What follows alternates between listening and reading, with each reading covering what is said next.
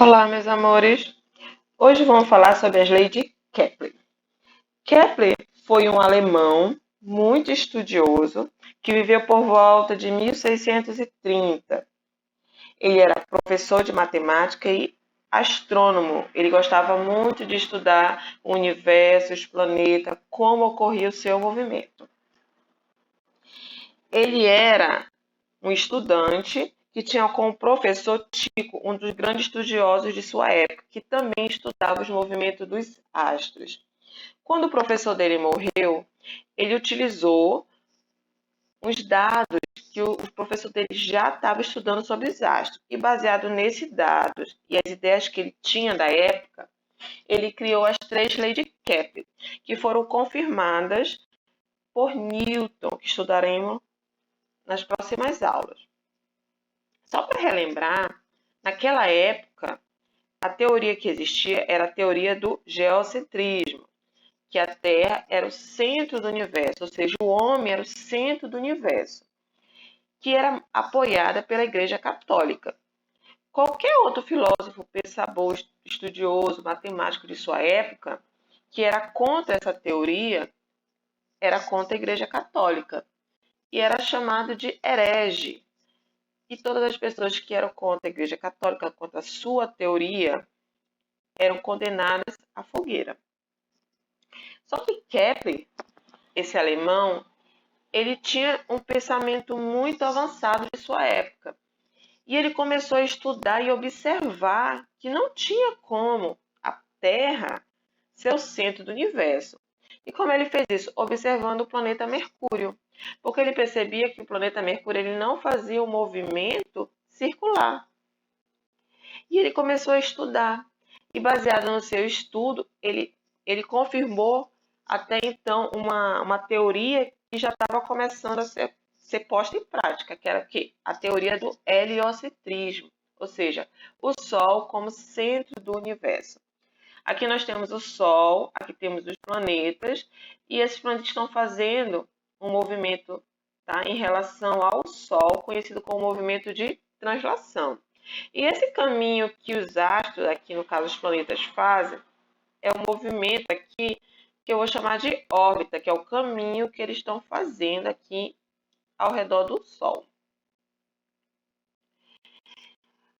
Ele criou as três leis universais, das quais todos os demais estudiosos conseguiram comprovar realmente que o heliocentrismo era a melhor teoria para explicar o movimento dos astros. A primeira lei, conhecida como a lei das órbitas, ele afirmava que os planetas eles giravam em órbitas elípticas, isso mesmo. Até então acreditava-se que a Terra e os demais planetas, né, eles faziam movimentos circulares. Mas através do movimento elíptico ele conseguiu provar por que Mercúrio ele se movimentava de forma diferenciada dos demais então planetas conhecidos da época. Então, se nós observarmos aqui, olha, eu tenho aqui o planeta e aqui eu tenho o Sol e aqui eu tenho uma elipse. Aqui embaixo eu tenho um círculo e eu tenho uma elipse aqui, ó, na horizontal e uma elipse na vertical. E aí, se nós observarmos, olha só, a elipse, o desenho dela, o formato dela é totalmente diferente do círculo.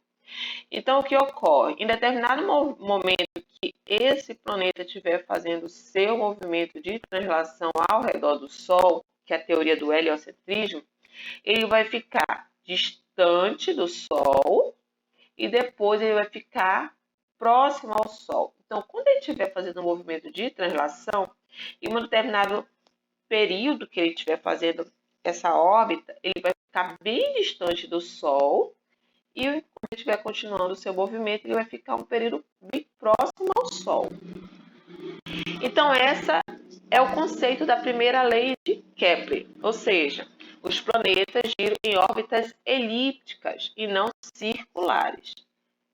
A segunda lei, conhecida como a lei das áreas, nós temos que observar essa elipse e o que o planeta, como ele ocorre, qual é o movimento desse planeta nessa elipse. Então, aqui, ó, eu tenho aqui o Sol, num dos focos da elipse, num dos pontos da elipse, e eu tenho aqui um planeta. E esse planeta, olha, está fazendo seu movimento de translação. O que, que nós podemos observar nesse movimento? Que conforme esse planeta ele se aproxima do Sol, a sua velocidade aumenta e conforme ele se afasta, diminui. Então, com isso, nós podemos afirmar o quê? Que quanto mais próximo do Sol, maior é a sua velocidade, ou seja, ele atinge a máxima velocidade.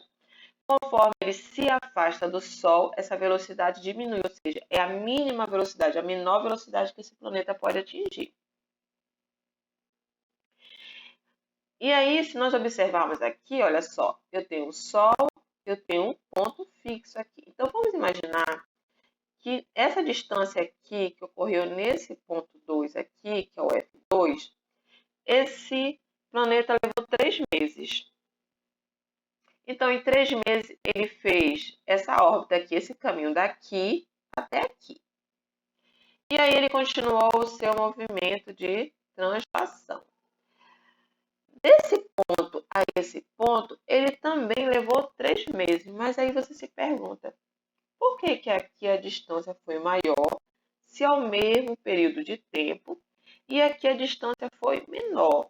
Isso vai estar relacionado com a velocidade. Quando ele está aqui, ele atinge a máxima velocidade. Então, quanto maior a velocidade, maior vai ser a distância percorrida por esse planeta. Quanto menor a velocidade, menor vai ser a distância percorrida desse planeta. Então, aqui, como ele está próximo do Sol, ele vai ter uma distância percorrida muito maior, porque ele vai ter uma maior velocidade. Isso está relacionado à força da gravidade que o Sol exerce sobre os planetas. Quanto mais próximo do Sol, maior a sua força gravitacional. Isso vai aumentar a sua velocidade, fazendo com que ele tenha uma distância maior percorrida. Como ele está afastado aqui do Sol, essa força gravitacional ela não é muito influenciada. Ela influencia, mas não de maneira como ela influencia de perto. Então, aqui eu vou ter uma menor velocidade, com isso, uma distância menor. Então, a segunda lei das áreas, ela afirma o quê? Que a área 1, que é a F1, ela é igual à área 2. Por quê? Porque ele percorreu o mesmo período de tempo. O que só diferenciou aí foi a distância devido à sua velocidade. Então, esse ponto aqui próximo ao Sol, eu vou chamar de periélio. Por quê? Porque ele está perto. É só nós associarmos a palavra perto, periélio, ou seja, próximo ao Sol. Afélio, afastado, um ponto afastado, olha só, uma grande distância, ou seja, está afastado do Sol. É só nós associarmos a palavra afastado a félio, ou seja, esse planeta ele está afastado do Sol. Então, só para nós fixarmos o que nós aprendemos aqui na segunda lei, que é a lei das áreas. Quanto mais próximo esse planeta estiver do Sol, maior vai ser a sua velocidade. Quanto mais afastado, menor vai ser a sua velocidade. Por que isso ocorre? Devido à força de atração do Sol. Periélio, o ponto próximo ao Sol, perto, periélio, próximo ao Sol. Afélio, afastado, ou seja, esse planeta está afastado do Sol, então vou chamar de afélio. E a terceira lei, que é a lei dos períodos. Essa lei dos períodos está relacionada entre a distância de um planeta, tá, em relação ao Sol e o tempo que ele demora para completar sua órbita, ou seja, o seu movimento de translação. Então, aqui, olha, eu tenho um exemplo, um movimento de translação. Aqui eu tenho o Sol. E aqui é a órbita, que é o caminho que ele faz. Então, a terceira lei, que é a lei dos períodos, ela está relacionada com a distância do planeta ao Sol, tá? E o tempo que esse planeta aqui, ó, vai levar para fazer todo esse caminho. Aqui nós estamos dando como exemplo a Terra, em movimento de translação na Terra. Nós sabemos aqui que a Terra ela leva 365 dias e 6 horas para fazer todo esse percurso aqui, que é o movimento de translação, que equivale a um ano. Então, nós sabemos quanto tempo o planeta Terra ele leva para fazer a sua órbita ao redor do Sol. E aqui a distância da Terra para o Sol ela é 1 AU, tá? Que equivale a uma distância entre a Terra e o Sol.